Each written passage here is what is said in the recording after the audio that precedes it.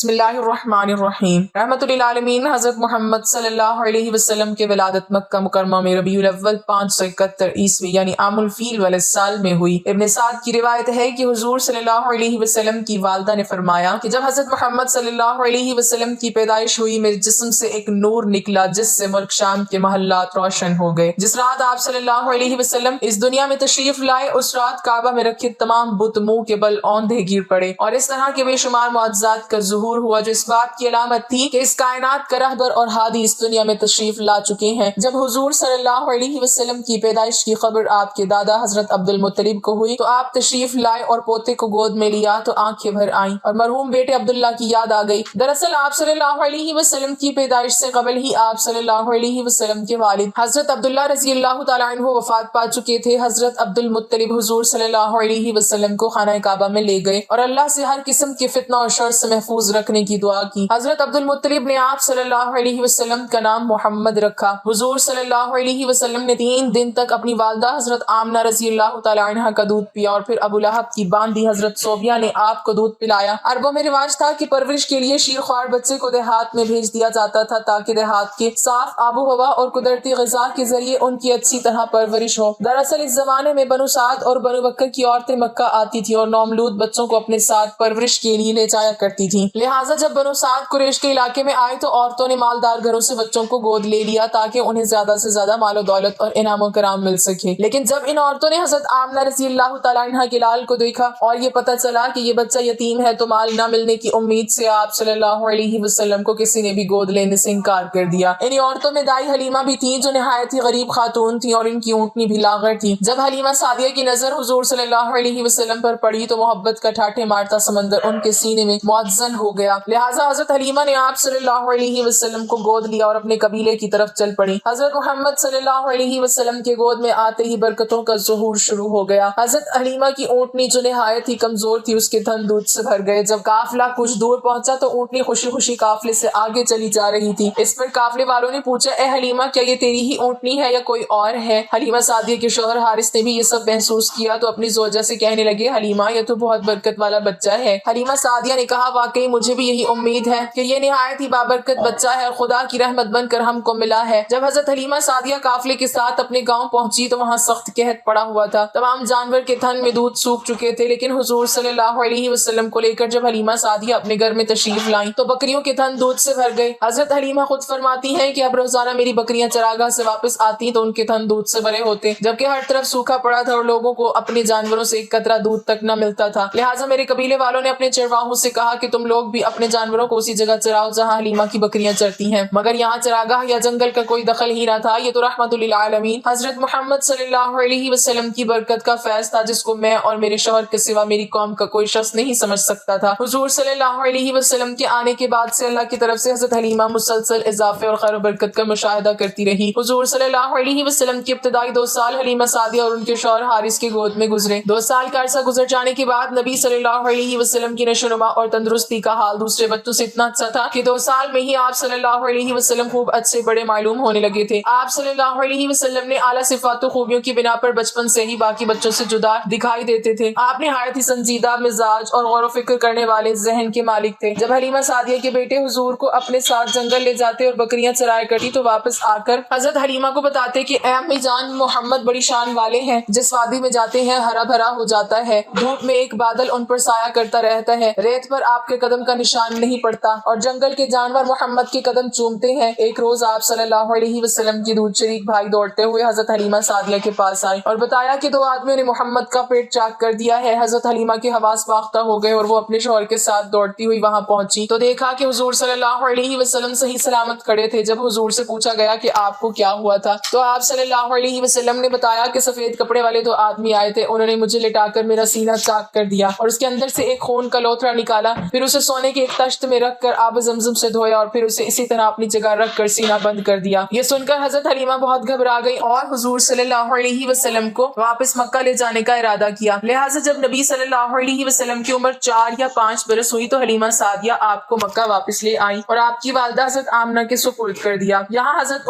ایمن جو آپ کے والد ماجد کی باندھی تھی حضور صلی اللہ علیہ وسلم کی پرورش اور خدمت گزاری میں مصروف رہنے لگی۔ ایمن ہی آپ صلی اللہ علیہ وسلم کو کھانا کھلاتی، کپڑے پہناتی پہناتی، کپڑے دھوتی اور تمام ضروریات کا خیال رکھا کرتی تھی۔ رسول اللہ صلی اللہ علیہ وسلم ام ایمن کی محبت اور خدمات کو ہمیشہ یاد کیا کرتے تھے اور فرمایا کرتے تھے کہ ام ایمن ماں کے بعد میری ماں ہے۔ ابھی حضور صلی اللہ علیہ وسلم کو اپنے والد کے سائے سے محرومی کا شعور بھی نہ تھا کہ آپ کی والدہ حضرت آمنہ بھی وفات پا گئی، لہٰذا اب آپ کی پرورش کی ذمہ داری آپ کے دادا حضرت عبد المطلب نے لے لی۔ حضرت عبد المطلب کو اپنے پوتے سے نہایت ہی محبت اور الفت تھی۔ حضرت عبد المطلب اکثر آپ کو اپنی گود میں بٹھاتے اور فرماتے اس بچے کا مقام بلند ہے، یہ سید و سالار ہوگا۔ پھر آپ صلی اللہ علیہ وسلم کو آغوش میں لے کر اپنے پاس بٹھاتے اور محبت سے آپ کو چومتے۔ جب حضور کی عمر 8 برس کی تھی تو ایک دن اپنے دادا کی چارپائی کے پاس بیٹھ کر زار و قطار رونے لگے، کیونکہ اس یتیم پوتے کے سرپرست اور واحد سہارا حضرت عبد المطلب کی بھی وفات ہو گئی۔ حضرت عبد المطلب موت کے وقت اپنے اس 8 سالہ یتیم پوتے کو اپنے بیٹے حضرت ابو طالب کے حوالے کر گئے۔ اللہ کی طرف سے رسول اللہ صلی اللہ علیہ وسلم کو یتیم رکھنے کی بہت ساری حکمتیں تھیں، مثلاً یتیمی میں انسان خود کو بالکل اکیلا محسوس کرتا ہے، لہٰذا اس اکیلے پن کی وجہ سے حضور صلی اللہ علیہ وسلم نے اللہ سے تعلق جوڑا۔ ایک یتیم کی زندگی تنگی اور پریشانیوں سے بھری ہوتی ہے، لہٰذا ایک یتیم شخص تمام تر مشکلات سے گزرتا ہے اور اس کے اندر احساس ذمہ داری اور مختلف صلاحیتیں پیدا ہوتی ہیں۔ ان مشکلات اور تکلیفوں کی وجہ سے ہی یتیم شخص دوسروں کے مقابلے میں زیادہ حساس اور رحم دل ہو جاتا ہے، لہٰذا حضرت محمد صلی اللہ علیہ وسلم کو یتیم رکھ کر اللہ نے آپ کے اندر اس طرح کی بے شمار خصوصیات اور کمالات پیدا کر دی۔ بہرحال اب حضرت ابو طالب کی سرپرستی میں حضور پاک صلی اللہ علیہ وسلم کی زندگی کا نیا دور شروع ہوا۔ 8 سال کی عمر میں جبکہ بچے دنیا کی اونچ نیچ سے بے خبر کھیل کود میں مگن ہوتے ہیں، حضور صلی اللہ علیہ وسلم دن بھر بکریوں کی رکھوالی کرتے، جنگل میں انہیں چرانے لے جاتے، دوپہر کے کھانے میں بیر کھا کر پیٹ بھرتے اور گھر کے چھوٹے بڑے کام کاج کر کے اپنے چچا ابو طالب کا ہاتھ بٹاتے۔ اگرچہ حضرت ابو طالب نے کبھی بھتیجے اور اپنے بچوں کے درمیان فرق نہ کیا تھا اور دونوں میاں بیوی نے حقیقی بیٹے کی طرح حضور صلی اللہ علیہ وسلم کی پرورش کی۔ حضور صلی اللہ علیہ وسلم 8-9 سال کی عمر میں ہر صبح شہر سے باہر نکل جاتے اور شام تک اکیلے صحرا میں رہتے تھے، اکثر اوقات کھلے آسمان اور بادلوں پر نظر جمائے رکھتے اور سورج ڈھلنے سے پہلے مویشیوں کو لے کر واپس آبادی میں لوٹ آتے۔ حضرت ابو طالب ایک تاجر تھے، لہٰذا حضرت محمد صلی اللہ علیہ وسلم کی عمر جب 12 سال کی تھی تو آپ انہیں تجارت کے سلسلے میں اپنے ساتھ ملک شام لے گئے۔ شام کے شہر بصرہ کے نزدیک ان کا قافلہ ٹھہرا۔ روایت ہے کہ جس جگہ ان کے کاروان نے پڑاؤ ڈالا وہاں بحیرہ نامی ایک راہب رہتا تھا۔ بحیرہ نے دیکھا کہ جس درخت کے نیچے قافلہ ٹھہرا ہے اس کی ٹہنیاں خود بخود جھک گئی ہیں۔ اس نے دیکھا کہ ایک 12 سال کا لڑکا قافلہ میں شامل ہے جس پر بادل کا ایک ٹکڑا سایہ کیے ہوئے ہے۔ بحیرہ ایک عالم اور دانشور راہب تھا، وہ سمجھ گیا کہ یہ وہی معوض ہے جس کی بشارت ہماری کتابوں میں موجود ہے۔ وہ حضرت ابو طالب سے ملا اور ان کو نصیحت کی کہ اپنے بھتیجے کی پوری نگرانی کریں، یہ وہی بچہ ہے جس کا ذکر آسمانی کتابوں میں ہے۔ بحیرہ نے ابو طالب سے کہا کہ انہیں یہاں سے واپس مکہ بھیج دو اور شام نہ لے جاؤ کیونکہ انہیں یہودیوں سے خطرہ ہے، لہٰذا حضرت ابو طالب نے چند غلاموں سمیت حضور صلی اللہ علیہ وسلم کو مکہ واپس بھیج دیا۔ حضرت ابو طالب کا بیان ہے کہ میں نے کبھی بھی نہیں دیکھا کہ محمد نے کبھی کسی سے کوئی جھوٹ بولا ہو یا کبھی کسی کو دھوکہ دیا ہو یا کسی کو تکلیف دی ہو یا کبھی کوئی بےہودہ بات کی ہو۔ حضور صلی اللہ علیہ وسلم ہمیشہ خوش اخلاق، نیک اتوار، نرم گفتگو، بلند کردار اور اعلیٰ درجے کے پارسا اور پرہیزگار رہے۔ رسول پاک صلی اللہ علیہ وسلم بچپن میں تمام بچوں سے مختلف طبیعت کے مالک تھے۔ آپ میں باقی بچوں کی طرح شرارتیں اور شوخیاں نہ تھیں بلکہ آپ بچپن ہی سے اس کائنات کے نظام پر غور و فکر کیا کرتے تھے۔ حضور صلی اللہ علیہ وسلم کی جس معاشرے اور سماج میں پرورش ہوئی اور جہاں آپ نے اپنے بچپن اور جوانی کا وقت گزارا اس میں زناکاری، فحاشی، شراب نوشی، سود، ناچ گانا اور ہر قسم کی برائیاں زوروں پر تھیں۔ ایسے معاشرے میں تمام تر برائیوں سے محفوظ رہنا اور کسی معمولی سے معمولی برے عمل سے اپنی سیرت کو داغدار نہ ہونے دینا یہ ایک غیر معمولی بات ہے۔ ایک دن حضور صلی اللہ علیہ وسلم آنگن میں کھیل رہے تھے۔ اس زمانے میں مٹی کے گھر ہوا کرتے تھے۔ حضرت حلیمہ سعدیہ اپنا کچھ کام کر رہی تھی اور ان کے شوہر سامنے ایک چارپائی پر لیٹے ہوئے تھے کہ تبھی وہاں سے کچھ یہودی لوگ گزرے۔ انہوں نے جیسے ہی حضور صلی اللہ علیہ وسلم کو دیکھا تو تیزی سے چل کر حضور صلی اللہ علیہ وسلم کے پاس آئے اور آپ کی آنکھیں بہت غور سے دیکھنے لگے۔ حلیمہ سعدیہ گھبرا گئیں کہ یہ کون لوگ ہیں کہ جنہوں نے ہمارے بچے کو پکڑ رکھا ہے۔ پھر ان یہودیوں نے حلیمہ سعدیہ سے پوچھا کہ اس لڑکے کی آنکھوں میں یہ لال رنگ کے ڈورے ہمیشہ رہتے ہیں، یہ کسی بیماری کی وجہ سے ہیں؟ حلیمہ سعدیہ نے کہا کہ ہمیشہ رہتے ہیں۔ پھر ان یہودیوں نے حضور صلی اللہ علیہ وسلم کی پیٹھ پر مہر نبوت دیکھی تو آپس میں کہنے لگیں کہ اس بچے کو قتل کر دو ورنہ یہ ہمارے دین کو ختم کر دے گا۔ حلیمہ سعدیہ ان کی یہ باتیں سن کر بہت گھبرا گئی۔ تبھی ان یہودیوں نے حلیمہ سعدیہ سے پوچھا اس بچے کا باپ کہاں ہے؟ حلیمہ سعدیہ نے فرمایا کہ وہ سامنے چارپائی پر لیٹے ہیں۔ یہ سن کر یہودیوں نے کہا کہ اگر تو کہتی ہے کہ اس بچے کا باپ مر چکا ہے تو ہم اسے ابھی قتل کر دیتے ہیں۔ یہ کہہ کر وہ یہودی وہاں سے چلے گئے۔ حلیمہ سعدیہ بہت زیادہ گھبرا گئی تھی، لیکن اسی واقعے کے کچھ ہی دنوں بعد حلیمہ سعدیہ کے گھر کے پاس سے کچھ عیسائی لوگ گزرے۔ جب انہوں نے حضور صلی اللہ علیہ وسلم کو دیکھا تو وہ سمجھ گئے اور حلیمہ سے پوچھنے لگے کہ اے حلیمہ، اس لڑکی کی آنکھوں میں یہ لال رنگ کے ڈورے ہمیشہ رہتے ہیں یا کبھی کبھی؟ حلیمہ سعدیہ نے کہا کہ کے ہمیشہ رہتے ہیں۔ تو ان عیسائیوں نے کہا کہ اے حلیمہ یہ لڑکا ہمیں دے دو، ہم اسے اپنے علاقے میں لے جا کر خوب اچھی طرح پالیں گے کیونکہ یہ آنے والی نسلوں کا نبی ہے۔ یہ سن کر حلیمہ سعدیہ نے فرمایا کہ میں ایسا نہیں کر سکتی، میں یہ بچہ مکہ سے لے کر آئی ہوں اور مجھے ان لوگوں کو واپس کرنا ہے۔ یہ سن کر وہ عیسائی وہاں سے چلے گئے۔ اللہ تعالیٰ ہمیں دین کی سمجھ نصیب فرمائے اور ہمیں آپ صلی اللہ علیہ وسلم کے نقش قدم پر چلنے کی توفیق عطا فرمائے۔